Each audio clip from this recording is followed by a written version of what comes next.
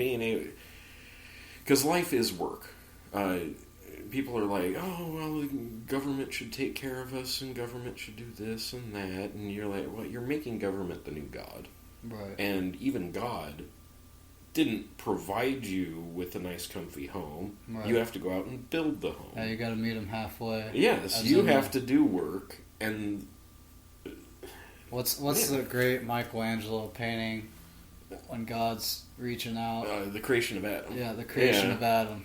Like, he's meeting God halfway. Well, that also doesn't make sense, because he's just a pile of dust at that point. There's no animation in there. Yeah, I didn't think about that. Although, in the first chapter of Genesis, the very first chapter, it does describe, first of all, it describes to read it with a new pair of eyes, clean slate, read the chapter of Genesis, and does not sound like a very, very simplified version of evolution.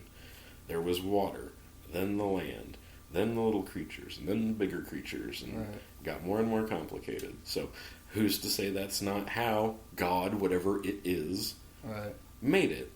And so, when we go back into the myths of history so far, nobody knows. We're all just taking guesses and doing, like, oh, okay, that feels right, but nobody knows, so...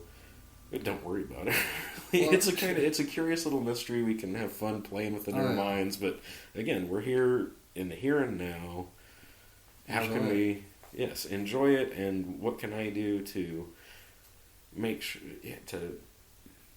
make people happy? Yeah. Holding on to stuff we've regretted or resented or anxious, worrying about what's going to happen in the future, like it's not helping you or anyone you're surrounding in the present moment. Like, no. If you're living in the past, you can't help anybody now, and if you're living in the future, you can't help anybody now. No, you can't even help yourself then. So yeah, that's an important way to look at life. I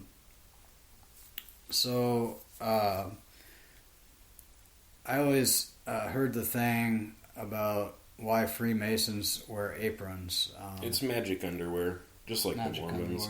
It consecrates their naughty bits, and they believe that then, it all comes down to evolution, all becoming better then. Which I agree with in a way. We're human, we're always going to make mistakes, but I can not make the same mistake again the next day. I can learn from that, and so in that way, yes, let's all become better, learn from our mistakes, but I don't think we're going to evolve into Superman, faster, tougher, stronger, we can fly, we can use our mental telepathy powers. I don't think that's going to happen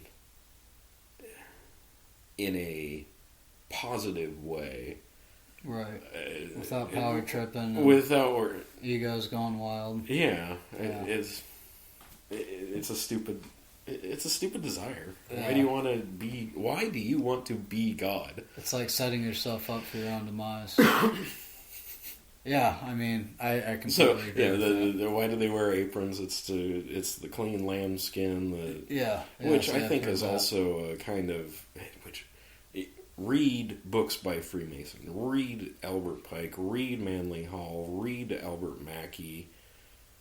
Find out other Masonic authors' names. Read their books. Find out what they say. Keep reading them, because they're not saying what you think they're saying. I just added Albert Mackey Encyclopedia of Freemasonry to my That's a good one. You can look up the terms and how they use them. And again, they use a symbolic language, so when I say love, they mean a specific thing. And to them, love is the thorn on the rose. It's sacrifice. And what sacrifice means to them is our sacrifice. They're willing to shed our blood to make them into gods. More powerful. And that's love to them, because it makes the greater humans greater than.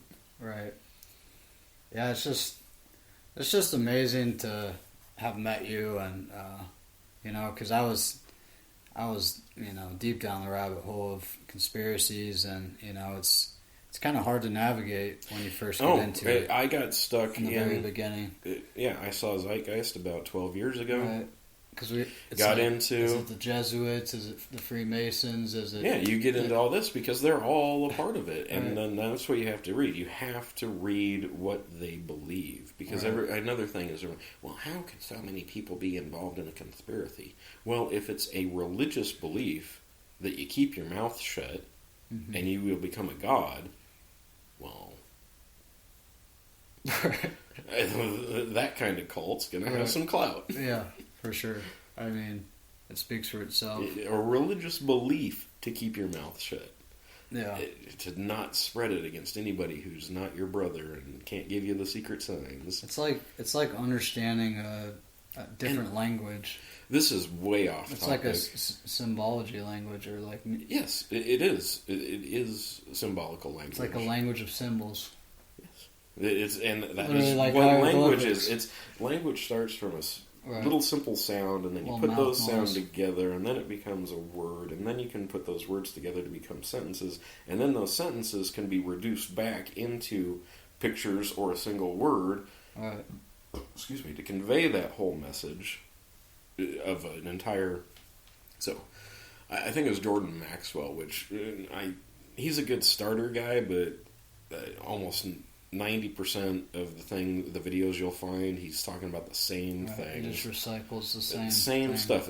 The Empire Strikes Back, and this, and you can't understand the Last Crusades without it.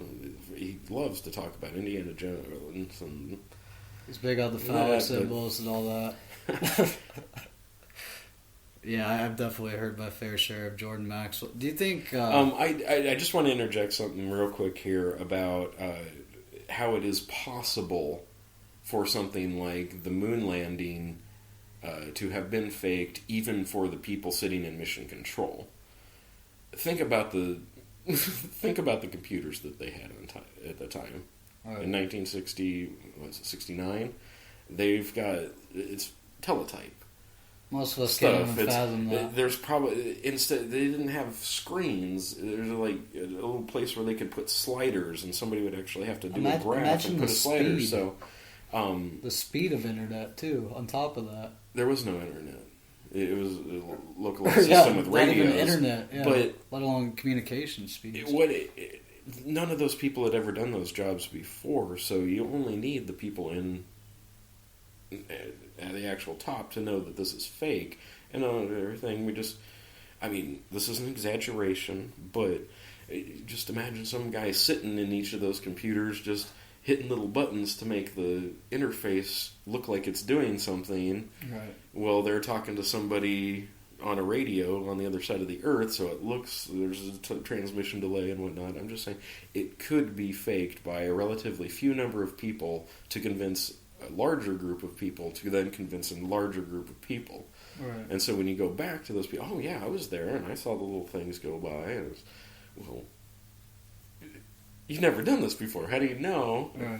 And I don't want to get into a big debate about that. I'm just saying that's how it could be done.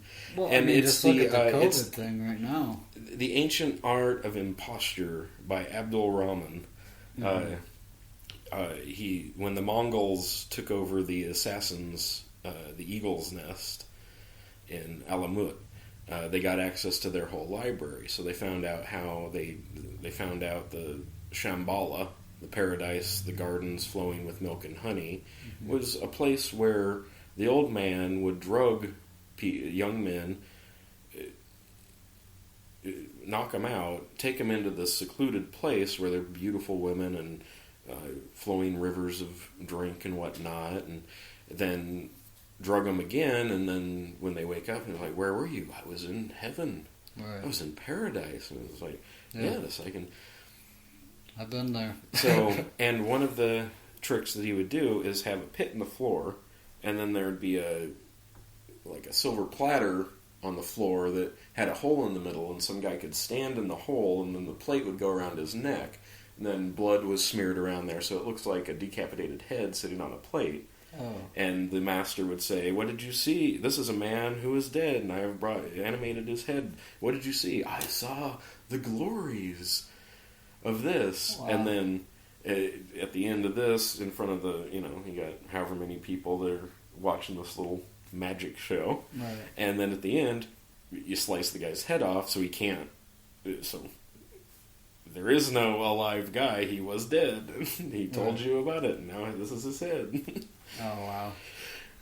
So the sleight of hand. Magic.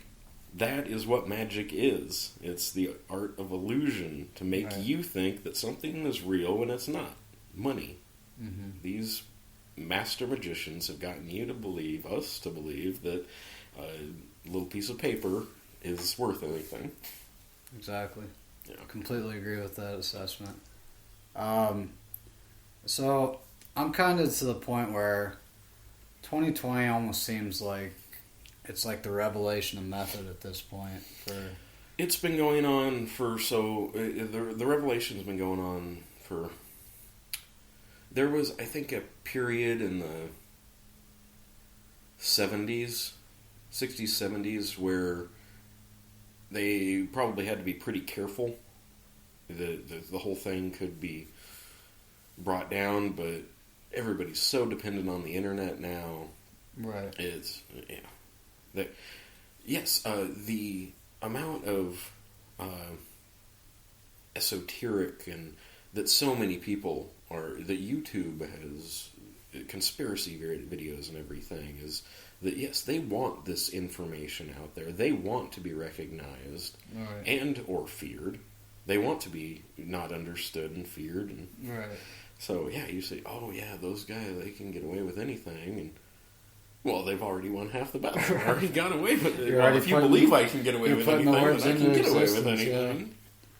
Yeah, I mean, I completely agree with that, and like, that's what I've learned from it. Being in this shit for 8 years now, it's like, it can get depressing. If you let it, and you do buy into the fear side of it. Because I agree with that. It definitely gets depressing because after I watched Zeitgeist, like I said, a couple questions popped up. I was like, that can't possibly be true. Right. We got to look into this more. And the one thing I did is, the thing that is scary about it is watching other people's videos. Watching videos. I mean, it's a good way to get some information, but you got to read some books too. Right. Because most people, they add music, they add this, they're trying to get some kind of emotional response, which, to realize this monstrous conspiracy is frightening. So even if it's a very dry documentary, it's still kind of frightening to read that, or to listen to that, watch that. And so reading these people's books, understanding where they're coming from can help. I understand it. Mm-hmm. I recognize their humanity.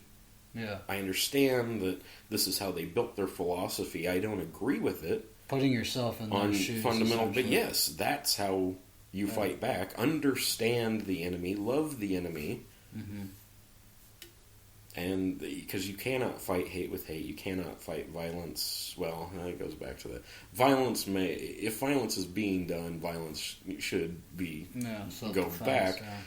Which is, but again, they've gotten they're ready to sit on that. This whole police protest, they can tear gas people just standing around chanting, and that's an act of aggression. That's an act of war. Mm-hmm.